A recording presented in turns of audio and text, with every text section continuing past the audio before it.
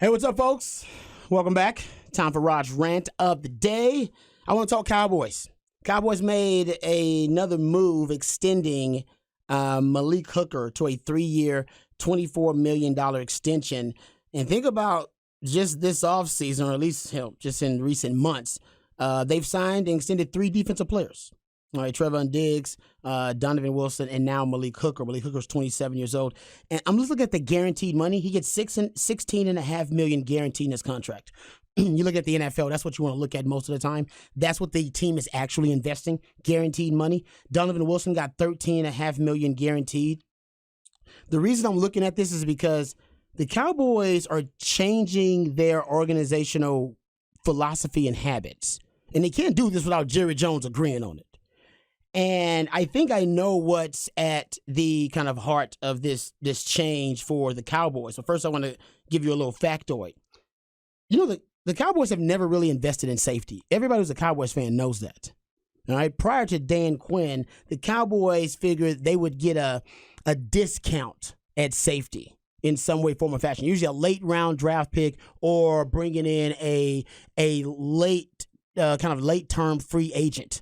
All right, somewhere late in the free agency process because they don't want to pay a lot of money for the safety position. They don't even want to invest a lot of draft capital in the safety position. Since 2013, Byron Jones was originally a cornerback. I know he moved all over the place, but he was originally a cornerback. Since 2013, 75% of the NFL teams have picked at least one safety in the first 2 rounds. The Cowboys are one of the teams that haven't. Since 2002, that Cowboys have only spent 1 pick in the top 125 on the safety.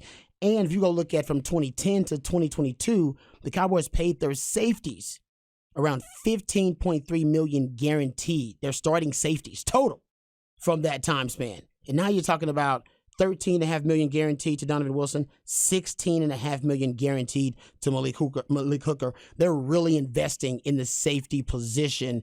And if you include J-Run Curse, you got about $37 million in guarantees with that group. And it's Dan Quinn's influence. Not only having it on the defense, of course, the Cowboys play more 3 safety defenses than anybody else in the NFL. They play, I'll give you a stat that's kind of mind-blowing.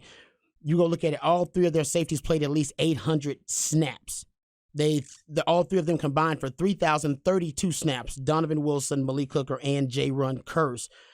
So if you look at that, no other team had a unit of safeties where each of their top 3 played at least 700 snaps. So nobody is even close to the Cowboys playing as much 3 safety defense. And that's important because that's a big part of Dan Quinn's formula to be able to confuse pre-snap reads of different quarterbacks because he moves those guys around and makes his defense a whole lot more malleable.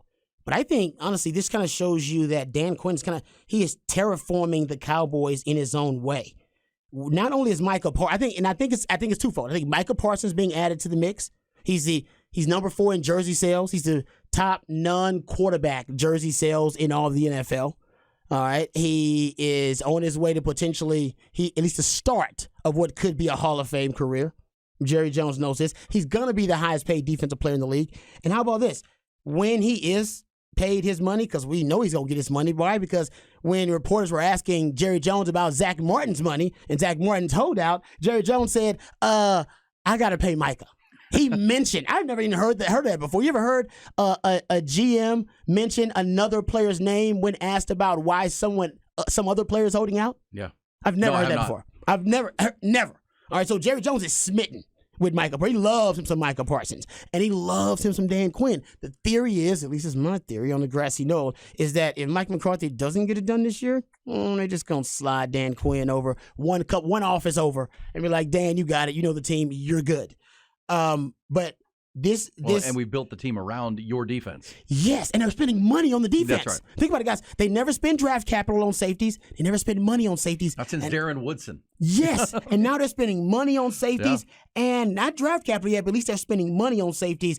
I think Jerry Jones is changing his ways a little bit. Guys, the Cowboys actually will spend more money on defense once they pay Micah Parsons than offense. They'll be one of those teams, and that hadn't happened for the Cowboys since 2015, since they reset with Dak Prescott and with Zeke and that crew. So I just think it's proof that Jerry Jones, a changed man. You ever have a friend of yours who at one point is, he's a philanderer, he's maybe a womanizer. Maybe he's one of those guys that, maybe eats a lot of fast food like Ty. I'm not saying Ty's a womanizer and all that. I'm just saying, like, maybe eats a lot of fast food. You know what I mean? Maybe like me, used to, smoke a lot of cigs and kick it, wasn't doing what's best for himself, and he meets a woman that completely changes him. And you see your friend, you're like, dude, I know you weren't going to church, and now he's going to church, and now he's like drinking green smoothies, and now he's taking better care of himself. I think that's kind of me. That's the Cowboys for me in a sense.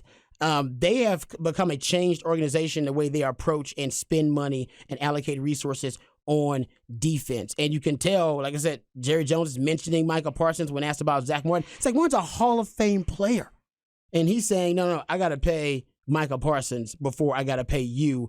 And through action, you can see they're spending money on defense unlike any other time in recent memory for the Cowboys, because I think they figure if they're going to win the Super Bowl, they're closer to winning it with an elite defense, which they are, than with an elite quarterback in Dak Prescott. Nothing against Dak. I like that. Yeah, you need the quarterback not to make mistakes, the defense to help you create field position, create opportunities for scoring, and then punch it in, which is what Mike McCarthy plans to do with the offensive side on a more conservative basis.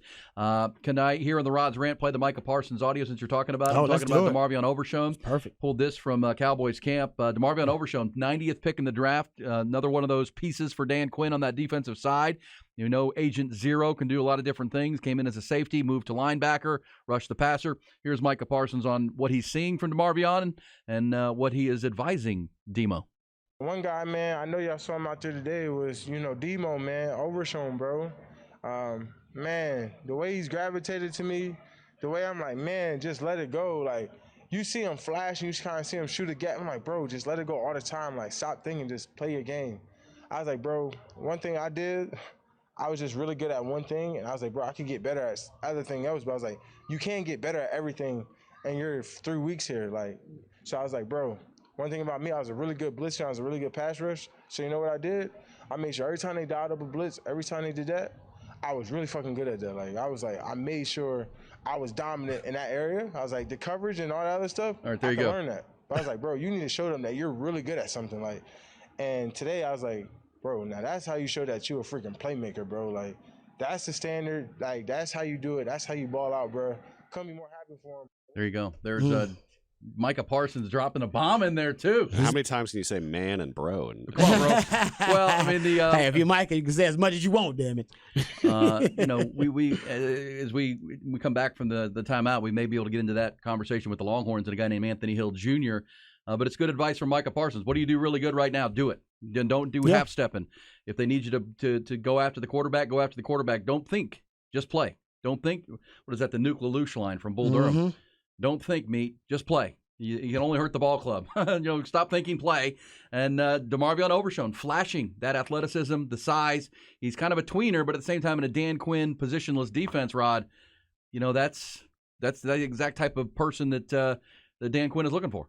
Dan Quinn loves DeMarvion Overshown. He actually remarked about using DeMarvion Overshown off the edge as an edge player because of the way Texas used him, and he wants guys that he can move around the chessboard. That's the beauty of this Dan Quinn defense. That's why he likes those three safeties, because he can move those guys, put those guys in the box, can put them deep in center field, which is where he uses Malik Hooker most of the time, put those guys in the slot. They can blitz, drop in zone. You can do so many things with the safeties to try to confuse and discombobulate quarterbacks, and in that confusion, you create chaos. In that chaos, they create takeaways and turnovers, which is why they led the NFL in takeaways the last 2 years. First team since the steel curtain defense of the Pittsburgh Steelers to lead the NFL in takeaways in back-to-back seasons, and a lot of it is because of those three safeties and how he uses those guys. And think about it, these are all reclamation projects.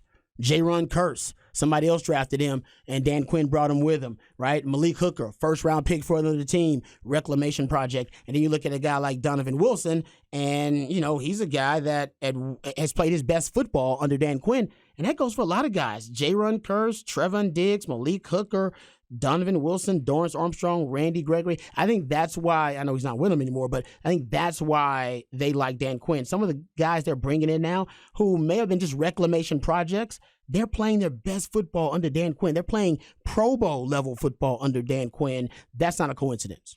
Well, and the last time a team won a Super Bowl with that you would argue was defensive led, go back to the Seattle Seahawks with the Legion of Boom and Marshawn Lynch and Russell Wilson making plays on offense, but it was really the defense, and that was Dan Quinn orchestrating that defense for the Seattle Seahawks. And remember, this offseason, not only did they re-sign Donovan Wilson, now Malik Hooker, they also re-signed Leighton Vander Esch and trade for Stephon Gilmore to play opposite Trayvon Diggs at the corner position. Pretty salty. The paying defense, though. Yeah, paying defense. Zach Martin's like, hey, can I get some love? No, that's for Micah. Not till Micah gets Zach, his money. You've already been paid there, Zach. Yeah, we're going for Micah. And CeeDee Lamb we got to pay, too, at some point.